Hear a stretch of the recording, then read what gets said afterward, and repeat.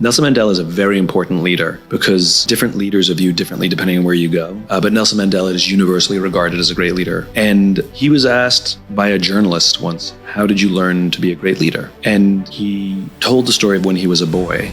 He was actually the son of a tribal chief. And he said he remembered going to tribal meetings with his father. And he remembers two things. One, they always sat in a circle. And two, his father was always the last to speak. And if you think about it, even well-intentioned leaders, we come in and we sit at the head of the table and we say to the team, okay, here's the problem we have. This is what I think we should do, but I want to know what you think. Too late. Or you've made people feel like their opinion doesn't matter. As opposed to sitting down and saying, here's the problem, I want to know what you think. And then being good at having a poker face. You can ask questions, but not giving away if you agree or disagree. And at the end, you can have the exact same opinion as you came in with. But two things happen. A, you actually get the benefit of more input. So you actually may change your point of view. And other people feel like they could contribute, ever feel like they were contributing because they were. So yeah, it is a fantastic practice to literally practice being the last to speak.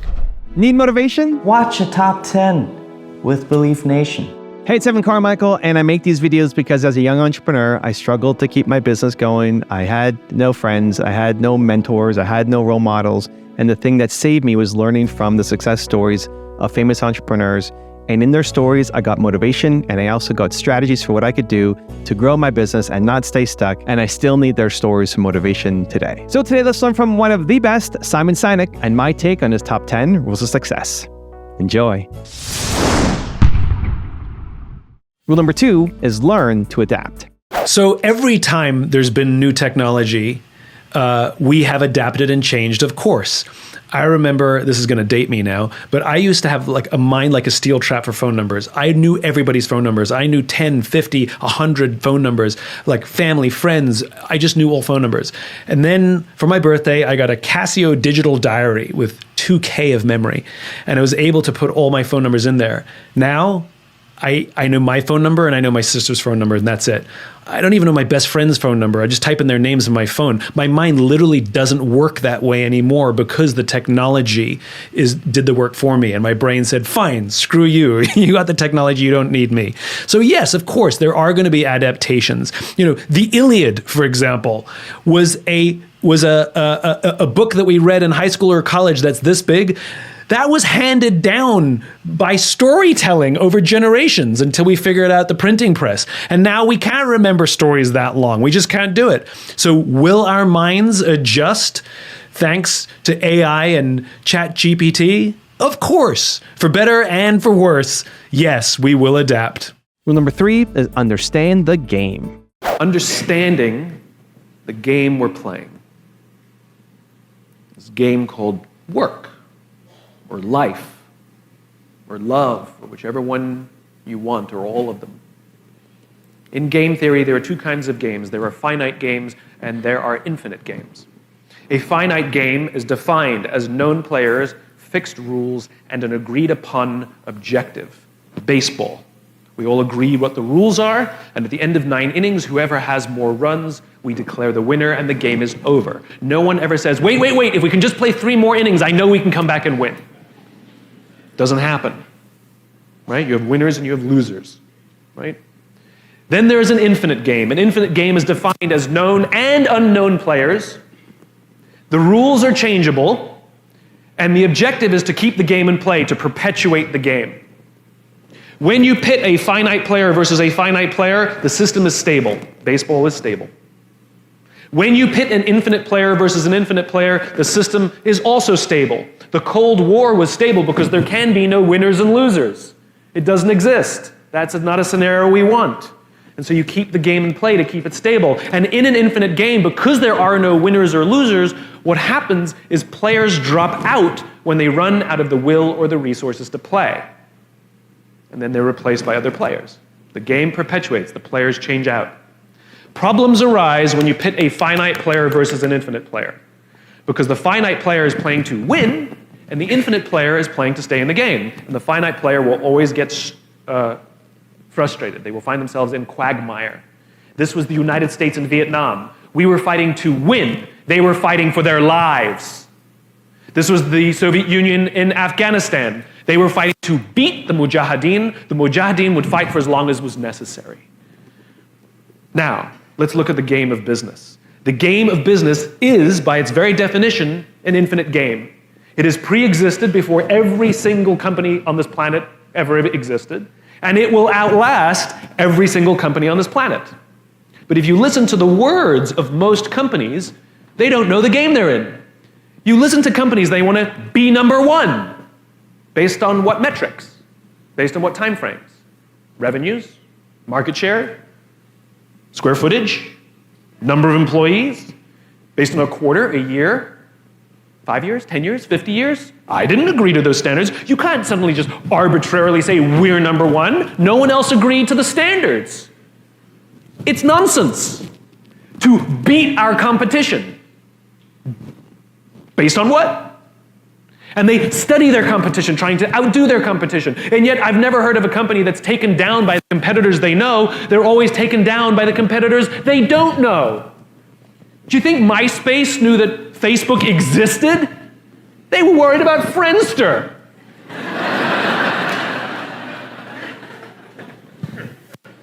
You can't make strategic decisions from studying your competition. You can make tactical decisions from studying your competition, but not strategic decisions. But when you listen to the way most companies play the game, they're in the wrong game. That's why they get frustrated. The great organizations understand that they're playing to stay in the game. Rule number 4 is chase fulfillment. Tell me how important it is for you and me and everybody in this audience to be happy leaders.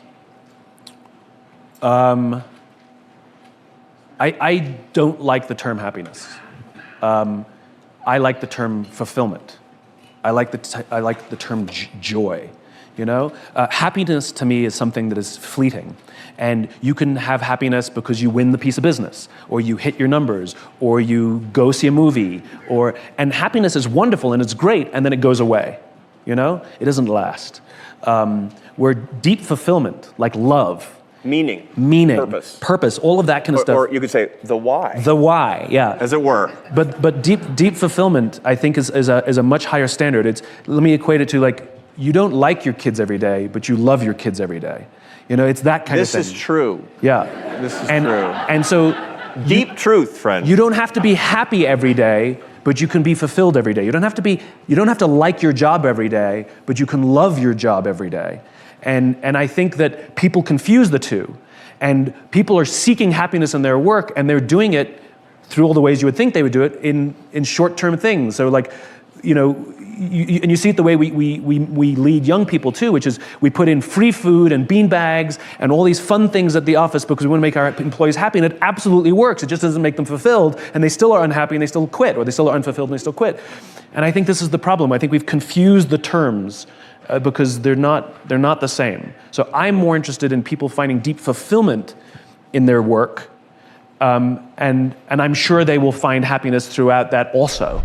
Also, to make sure you're actually taking action after watching this video, I've designed a special free worksheet just for this video. The worksheet will highlight all of the lessons learned in this video, as well as pull out our 3 favorite learnings and quotes that will inspire you to actually do something. The worksheet will also give you space to write down what your key takeaways are and your specific plan of action to make sure you're getting results. If you want the worksheet designed specifically for this video, absolutely for free, there's a link in the description below. Go click on it and start building the momentum in your life and your business. I'll see you there.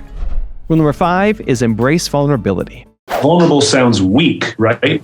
But vulnerability simply is the expression of doubt or uncertainty sometimes. You know, saying I don't know is vulnerable, right? Saying this is going to be difficult is vulnerable. I think a lot of leaders pretend they have all the answers, or pretend that they have no uncertainty. And of course that's nonsense, because we all have uncertainty and we all have doubt.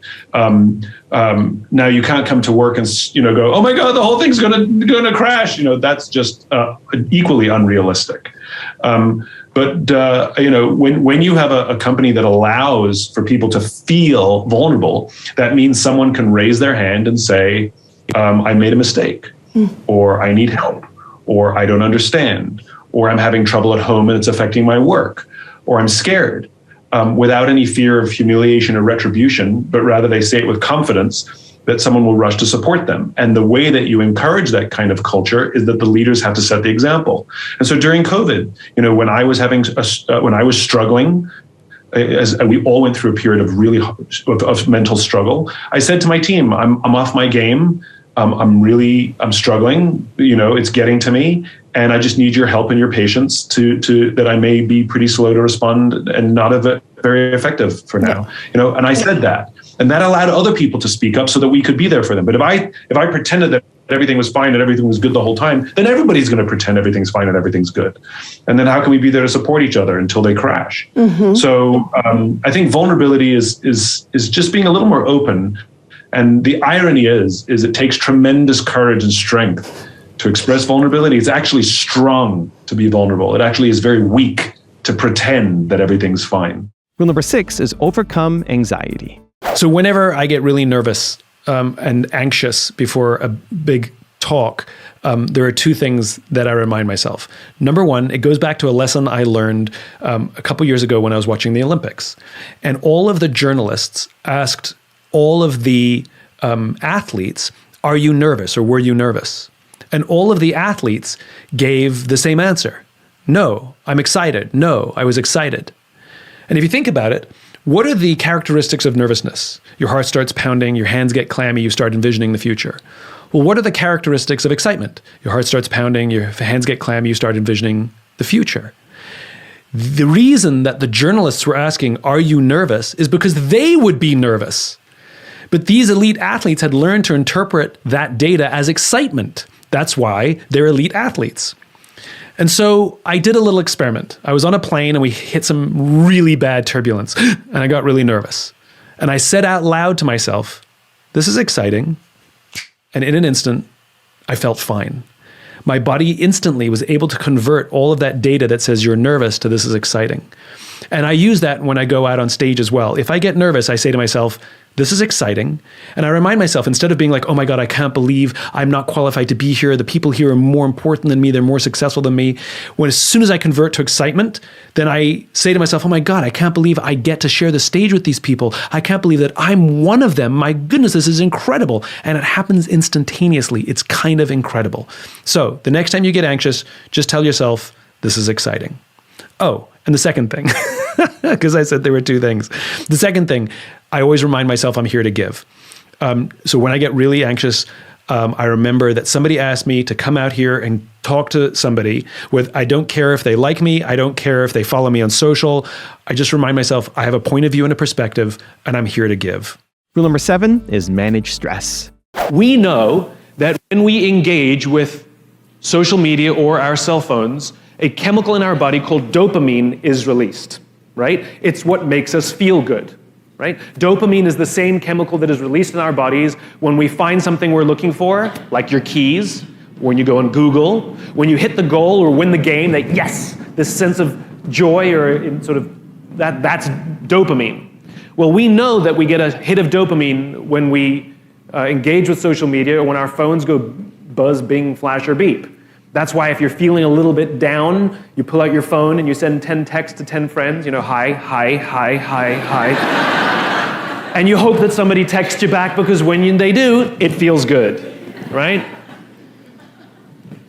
There are other things that release dopamine. Alcohol, nicotine, gambling, all release dopamine. It's why they feel good, and almost all addictions are dopamine-based addictions.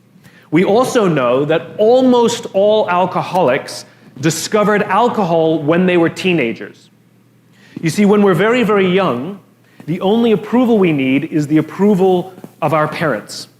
Then when we go through adolescence, we make this transition where we now need the approval of our peers. Very frustrating for our parents, very important for us. It allows us to acculturate outside of our immediate families into the broader tribe. It is a time of high stress and high anxiety, and we're supposed to learn to rely on our friends. Some people, quite by accident, discover alcohol and the numbing effects of dopamine. And unfortunately, that connection becomes hardwired. And then for the rest of their lives, every time they face significant stress, they don't turn to a person, they turn to the bottle, right?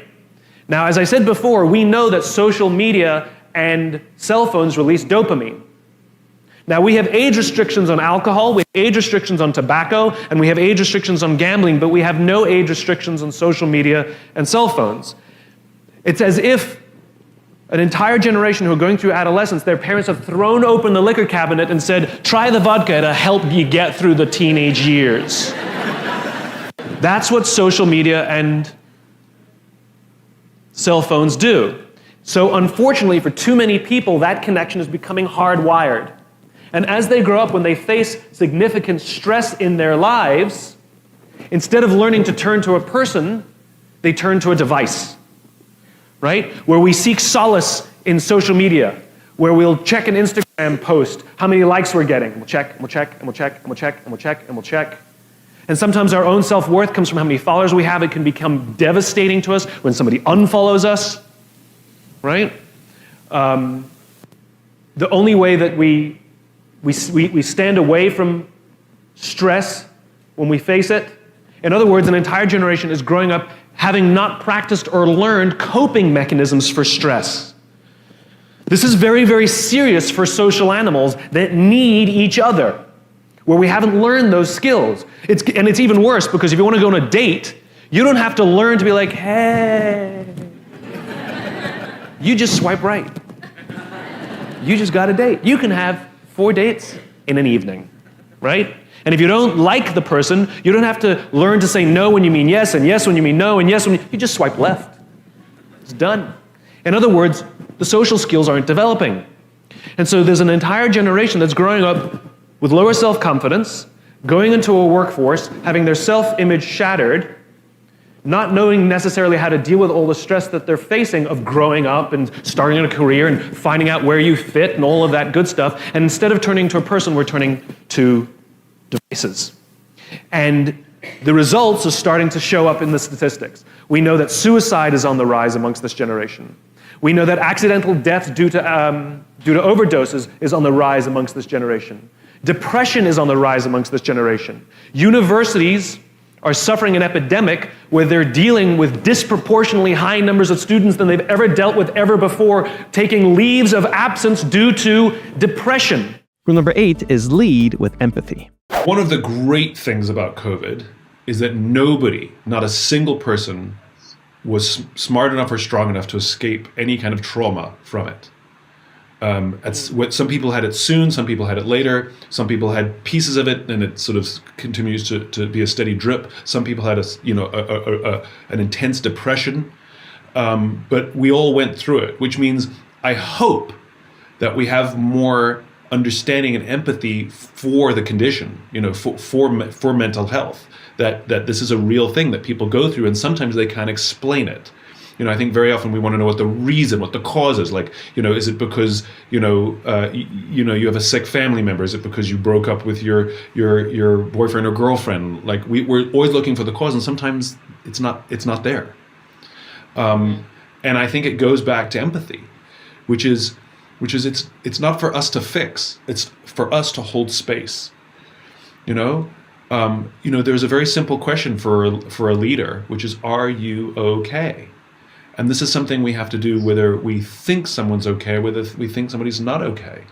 A lot of people can mask how they're actually feeling. They double down on work to compensate. So it's just because somebody's productive and their performance is up doesn't mean they're not struggling. And so to create a space where you can say, are you okay? And actually care about the answer is a huge test for leadership. And by the way, the best way to achieve that is for the leaders to lead by example. And that's very scary for a lot of people in leadership positions. We talk about vulnerability. But the reality is, if they're not modeling the behavior, other people won't follow it. If we say, we want to know how you feel, but I'm always in tip-top shape and I always have all the answers and I'm always strong, well then I can guarantee you that creates an environment in which people actually are afraid to be honest.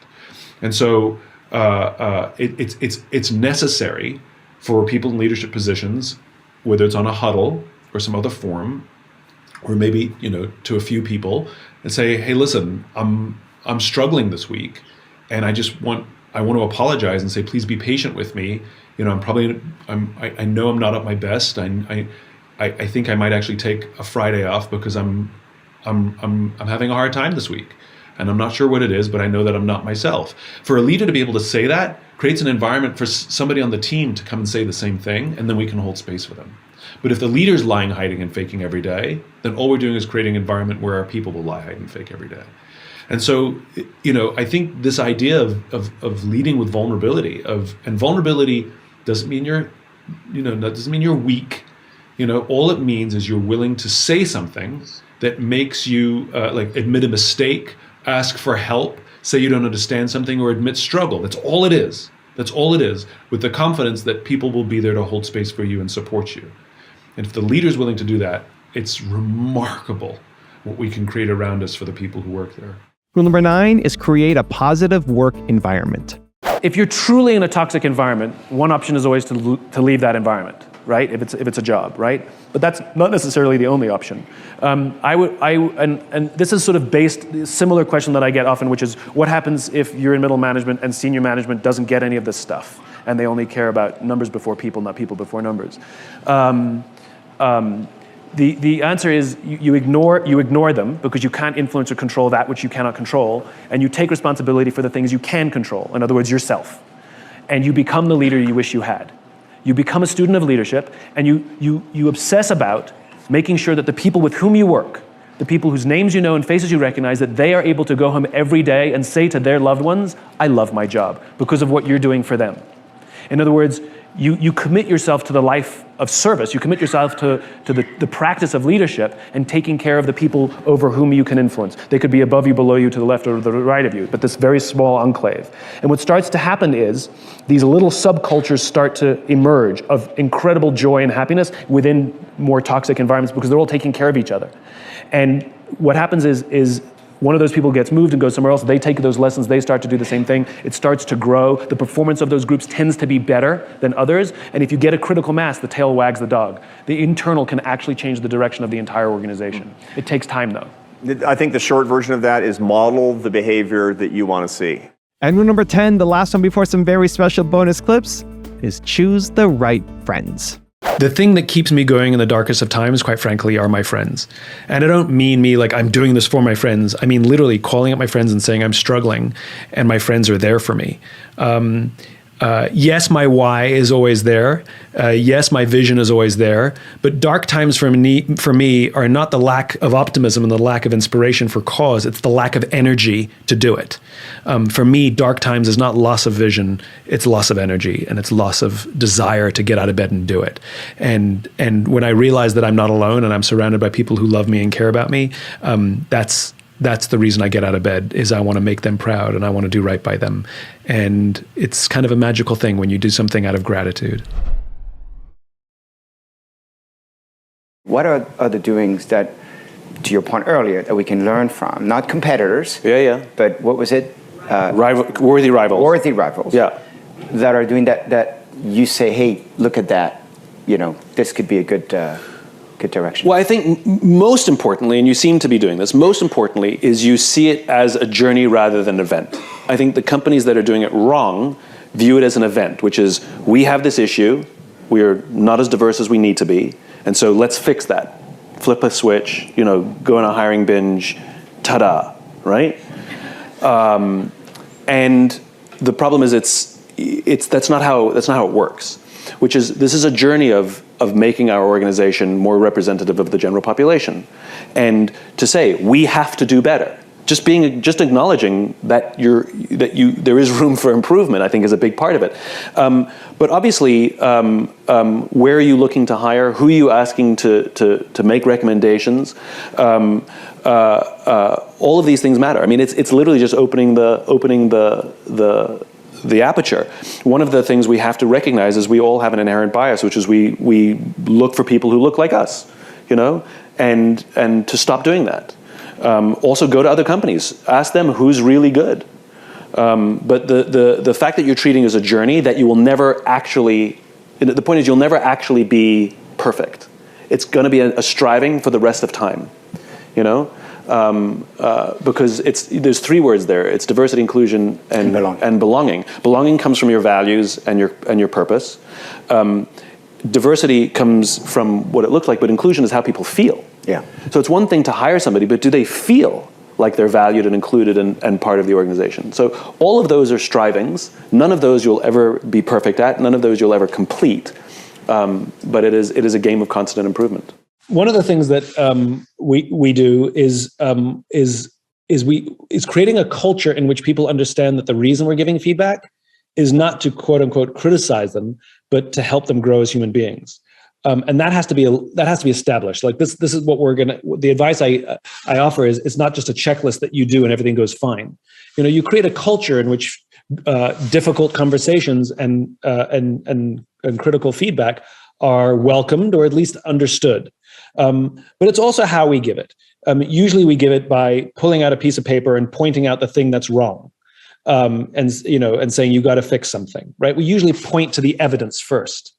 As opposed to starting by the human being, which is, there's stuff I want to share with you. I don't know what it means, but I wanted to raise it with you in case there is an issue.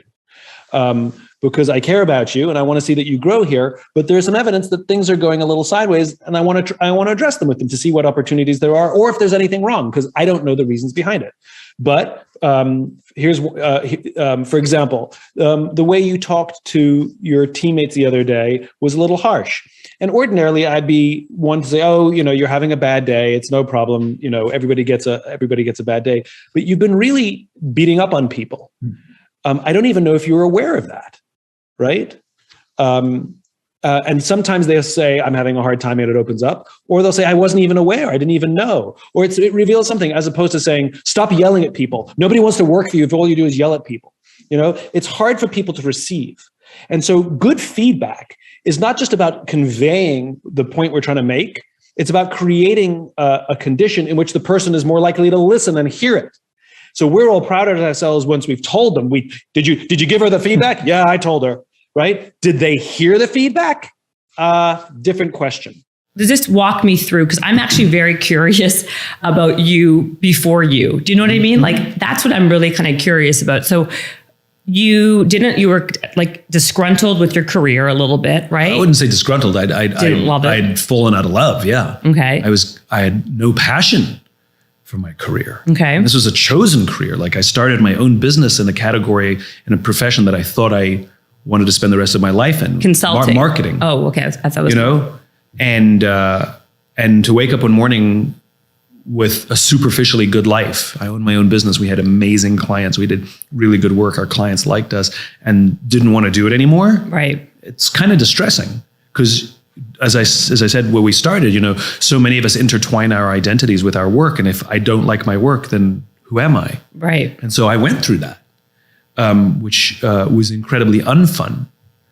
And it was the discovery of this little idea that I called the Golden Circle, where we all know what we do. Some of us know how we do it, but very few of us know why we do what we do. And I realized I didn't know why I was doing what I was doing. And it was that crisis that was designed to do nothing more than help me find my own passion, to get back my mojo, that put me in a path that was unexpected. My entire career is an accident, Amazing. I am living proof that you don't have to have a plan. Right. Exactly. And it worked out for you, right? You have to have a vision. You have to have a vector. You have to have a direction, but you definitely don't need to know the individual steps. I mean, we like to think we're rational, but we're not. The part of the brain that controls behavior doesn't control rational analytical thought. Rational analytical thought, which is controlled by the neocortex, is not responsible for our decision making or behavior. And that's kind of interesting. We can rationalize things, we can think through things, but at the end of the day, everybody here has had a gut feeling about something. Despite all the advice that we get and all the data that we may get, it just doesn't feel right. There's no part of your stomach that's telling you that. That is a brain function, but it's a nonverbal part of the brain. The rational part of our brains, our conscious brains, have access to the equivalent of about 2 feet of information around us. That's when we access our expertise. That's when we weigh the pros and cons. It's when we think through the problem. It's what we do in the brainstorming session. Our nonverbal subconscious brains have access to the equivalent of 11 acres of information around us. Every movie we've seen, every book we've read, every conversation we've had gets stored somewhere, but we can't necessarily recall it or think about it when we want it. We can't access that information when we want it. So we've all had the experience where you're in the shower, you go for a run, you're lying in bed, and you have an idea. Whatever question was raised or problem was raised in the brainstorming session that you didn't come up with the answer in the brainstorming session, it happens 4, 5, 6, 7 days later when you aren't thinking about it. Your brain won't ruminate about questions that weren't asked or problems you don't have. And so the value of the brainstorming sessions and the conversations and the expertise conversations is to raise the question, to raise the problem, and then to give it some time to allow that subconscious part of our brain to ruminate rather than think is important. That goes back to the cell phone thing again, which is when we're so connected all the time, when we're on our phones from, when we walk out of this room to walk to the subway, to walk to a meal, like when we're constantly connected, we're actually not allowing that time for our minds to wander. We're not allowing for that time for our subconscious brains to solve problems for us. And it makes us, I don't want to say dumber, but it does reduce the quality of the ideas and the solutions that we can have in our lives and for the work that we do.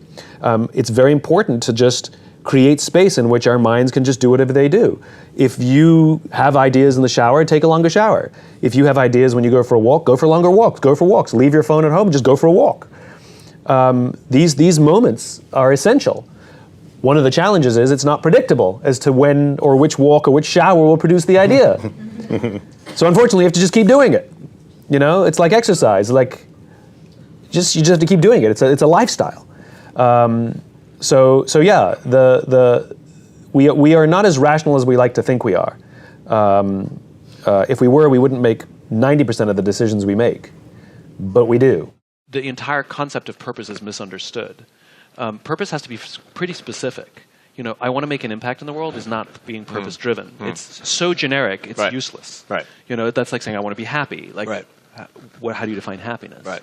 We were joking in the back. I said the marshmallow experiment. You give kid one marshmallow and say if you wait, you can have this marshmallow now. If you wait 2 minutes, you can have 3 minutes. And there's wonderful things on YouTube, and you watch these kids stressing out and sniffing the marshmallow. 80% fail. Yeah. They eat the marshmallow. I am a one marshmallow guy. Yeah. Right. But as we were talking about backstage, which is, well, how do you define the marshmallow? Yeah. And again, it goes right back to context. Yeah. And I think we're talking about a much bigger issue, which is our world has become so much more binary.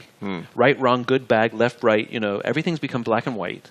And the reality is our world, how we actually exist in it, our relationships, our relationship with work, even our relationship with ourselves, what happiness means, it's all pretty gray.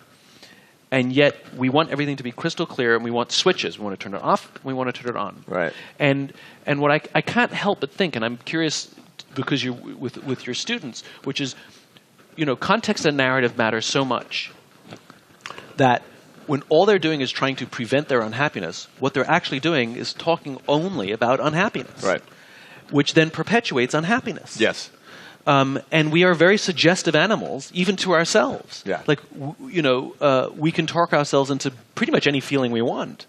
And I wonder if it's not the pursuit of happiness that's failing, but rather the obsession with the unhappiness that's reminding us constantly of how unhappy we are, so that any strategy, even if they're all the right strategies from the self-help course that I took and the book that I read, they're actually good. It's actually good advice that is destined to fail. What does it mean to live an infinite life? Clearly, our lives are finite. We're born, we die. But life is infinite. We come, we go, and the game continues with us or without us. Which means every single one of us has the choice of how we choose to live our lives, how we choose to lead our organizations. We can lead with a finite mindset, try and make more money than our friends, try and get ahead faster than everybody else, try and achieve more power than anybody else, and when we die, we take none of it with us. But the choice to live an infinite life means we choose to build an organization that will be better off because we work there. We will leave it in better shape than we found it. It means to be the kind of friend and leader to others that they will be better because we were in their lives. It means we will literally live on beyond ourselves. It's just a choice, whether we choose to live with an infinite mindset or a finite mindset. If indeed we are to lead others and step outside our own industry, how do we innovate that? How do we do that? So let's think about innovation for 2 seconds. For millennia, innovation predominantly meant hardware, right? I made a better printing press. Now, the printing press that we have today is basically the same thing that Gutenberg did. It's a thing that goes like this. It goes faster, sure, but it's basically the same thing, right? The airplane is basically the same physics, right? It's 100% the same physics. But for many, many, many years, innovation meant hardware. And hardware is very expensive, which is why the only organizations that could innovate were governments and large companies, right? Because you could afford to. The computer and the internet completely changed that.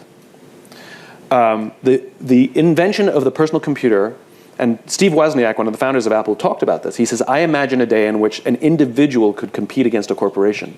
The computer allows that, where literally one person can compete against a company. That's incredible. And the speed at which innovation can happen, because innovation in the hardware model is slow and expensive, in the software model, it's fast and cheap, right? So think of your iPhone. The hardware is very expensive. It's over $1,000, which is insane. And when they release it, it actually has software on it that is imperfect. And they know it's imperfect, but they give it to you anyway. And then very quickly, they start fixing it. And the patches start coming out, right? And sometimes it's minor, you don't even see the difference. And sometimes it's major, you get a major overhaul. And eventually, the software gets too big that the hardware can no longer contain it, and then you have to buy a new piece of expensive hardware. And this is the model that old companies have to learn to embrace. And if you look at the companies that are dominating right now, whether it's Netflix, it's still big, it's had its issues, but it's still big. Netflix, which reinvented film and television. Tesla, which is reinventing cars. Amazon, which is reinventing retail. They're all new companies, and they're all Facebook, Google, TikTok. They're all data companies. The old style of big innovation, those companies aren't the biggest companies anymore. They used to be, but they're not the biggest companies anymore. It's data. And it's because of their speed at which they can make change. And so the companies that are struggling are the companies that are trying to simply add data to their hardware model. So if we add a flat screen TV to our car, we're innovative. No. Tesla built an iPhone. Tesla built an iPhone on wheels. What makes that car remarkable is not that it's an electric car. It's that my 2002 Tesla and my friend's 2019 Tesla do the exact same things because the car can update itself. We have all the same features. It's not the old way where, yeah, I don't have those features. I have last year's model, right? That's gone. My fear is that an over-coddled parent combined with excessive amounts of social media, combined with the addictive qualities of a phone, that there's a generation where too many people in that generation are not learning the skills to deal with stress. Right. And we see this with increasing rates of depression and anxiety, and in its worst case, suicide. Right, yeah, absolutely. Is there a balance that you see in which humans and technology can work together where it's sustainable and there's longevity to that and creates resilience? Of course, yeah. Of course. I mean, that's like saying, is there balance between alcohol and human beings? Right. Of course. Right. Of course. Excessive drinking, Yeah. not good. Not good. For any of your relationships or your own Sure, health. Well, excessive technology, not good for any of your relationships Right. or your health. Right. Of course there's balance. Yeah. And it's about being responsible. We know that other dopamine releasing things like gambling or smoking Right. or alcohol, Right. that we have laws to help us, but we also know that there's a responsibility that comes with those things. But we don't really talk about the responsibility that comes with technology. Right. We've all felt it. You know, you're out with a friend and they're on their phone the whole time. It doesn't feel good. Right. You wake up in the morning and the person you live with, you know, checks their phone before they say good morning to you. It doesn't feel good. You're out with a friend, they pull out their phone, you feel stupid, so you pull out your phone. It doesn't feel good. Right. And so it's, you know, I think we have to learn the skill to balance these things, because it's a gift to our friends. It's a gift to the people we love. It's not even a selfish thing. It's a service. Right. So we start to see learning to find balance of technology in our lives as a service to the people, so they feel loved, so that they feel that we're present with them. Right. I think it's a better way of treating it, as opposed to, I have to get a handle on this, but rather I'm going to do it for you. We don't trust people to follow rules. We trust people to know when to break them, right? The rules are there for normal operation, and they're perfectly valid. Like, it's good to have sides on the sandbox, otherwise the sand just pours out, right? So the rules give guidance. There's nothing wrong with policies and rules and things like that, but they're guidance. And if something goes wrong, we have to find out why it went wrong, right? So I've told this story a bunch of times, so you can interrupt me if you know it. True story, two true stories about that happened in the Air Force. The Air Force has a very, very simple rule. Do not fly into Iranian airspace. Really easy, right?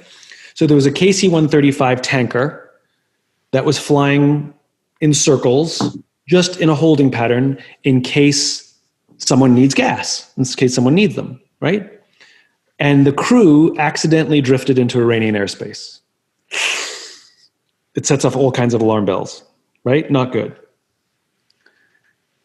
Completely different incident, unrelated, different time. Another KC-135, just coincidentally, was doing the same thing. They were doing donuts in case somebody needed them, and a fighter jet called bingo, which means they ran out of gas. They need gas.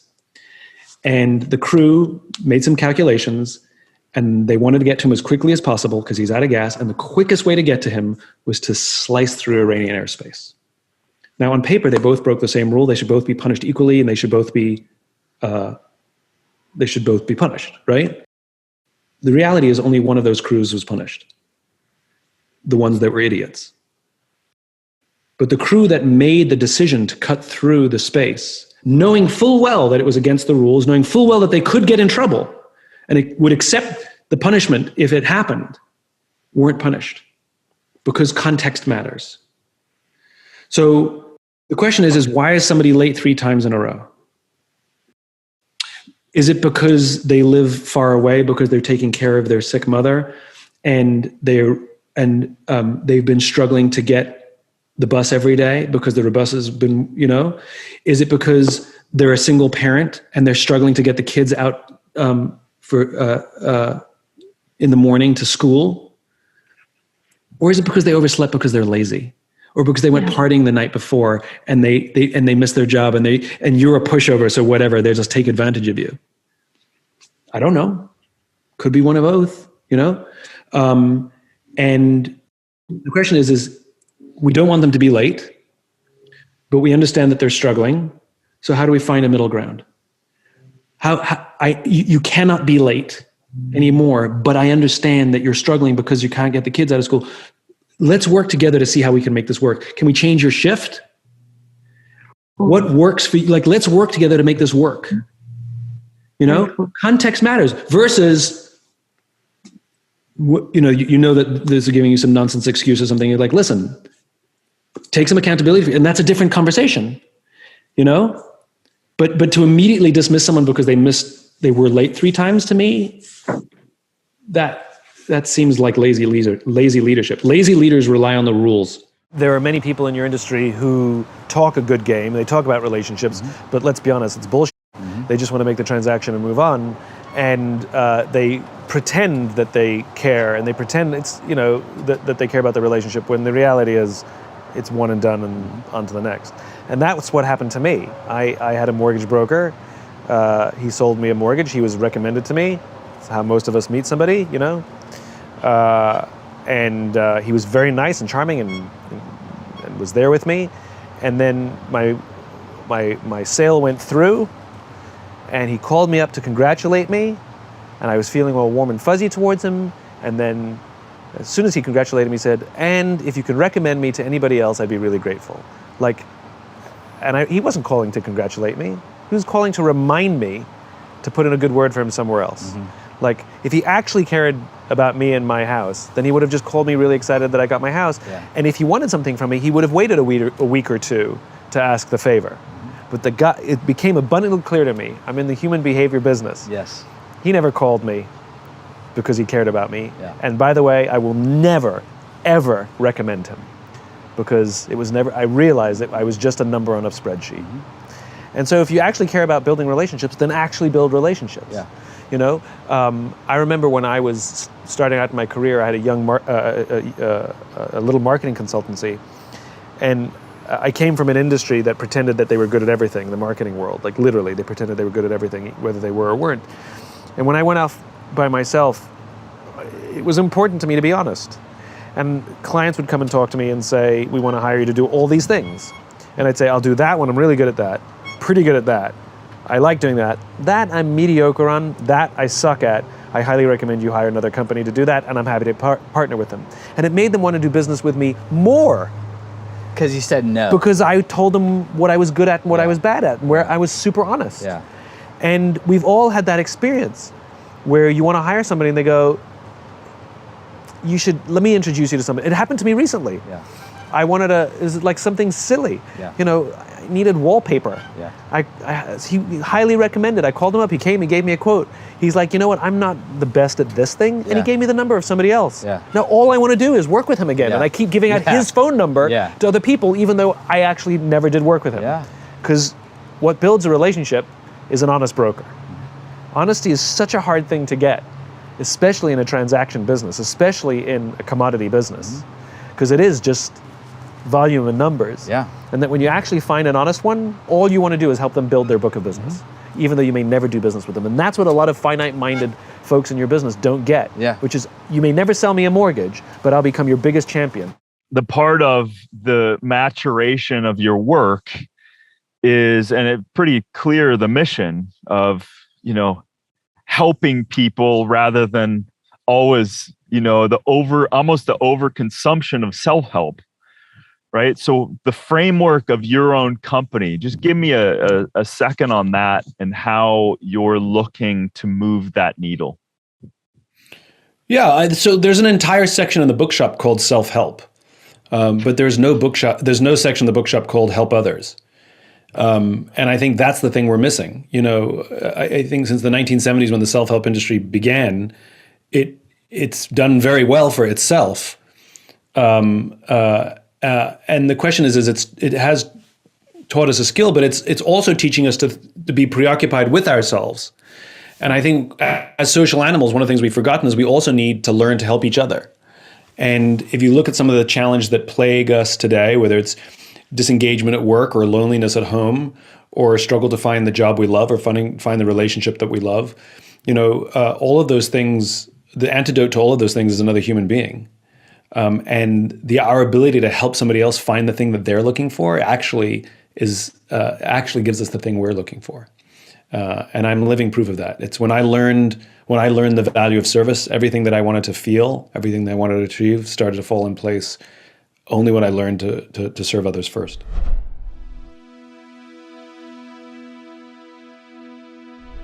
Because you made it this far in a video, I want to celebrate you. Most people start and don't finish. Most people never actually follow through. Most people say they want something, but they don't ever do the work to actually get it. But you're different. You are special. Believe Nation, you made it here all the way to the end, and I love you. So as a special celebration, if you put a hashtag Believe down in the comments below on this video, I will showcase you and celebrate you somewhere on the screen in a future video because you are awesome. For 10 more rules from Tom Bilyeu, check the video right there next to me. I think you'll love it. Continue to believe, and I'll see you there. 1, reframe your thinking around AI.